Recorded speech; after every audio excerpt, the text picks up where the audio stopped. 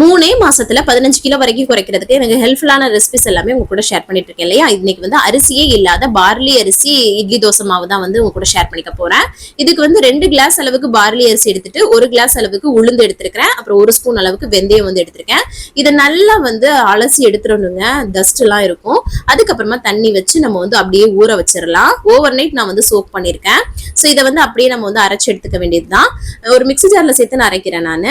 நீங்க வந்து கிரைண்டர்ல கூட போட்டு அரைச்சிக்கலாம். எப்பவும் நம்ம இட்லி தோசை மாவா எப்படி அரைப்போமோ அது மாதிரி அரைச்சு எடுத்துக்கிட்டு உப்பு போட்டு நம்ம கையாலே நல்லா கரைச்சு வைப்போம் இல்லையா, அதே மாதிரி கரைச்சு நம்ம வந்து எப்பவும் புளிக்க வைக்கிறதுக்கு வைப்போம் இல்லையா, ஒரு 8 மணி நேரம் அந்த மாதிரி நம்ம வந்து புளிக்க வச்சுக்கலாம். ஆல்ரெடி நல்லா பொங்கி வந்துருது. நான் பீட் பண்ணி வச்சேன், ரொம்ப பொங்கி விழுந்துடக்கூடாதுன்னு சொல்லிட்டு. ஏன்னா இதெல்லாம் வந்து சீக்கிரமாவே புளிச்சிருங்க இந்த மாவு. ஸோ அதுதான், அதை வச்சு பணியாரம் வந்து சுட்டோம், அதுக்கப்புறம் இட்லி சுட்டோம், தோசை சுட்டோம், எல்லாமே அல்டிமேட்டா வந்து இருக்குங்க. கண்டிப்பா ட்ரை பண்ணி பாருங்க.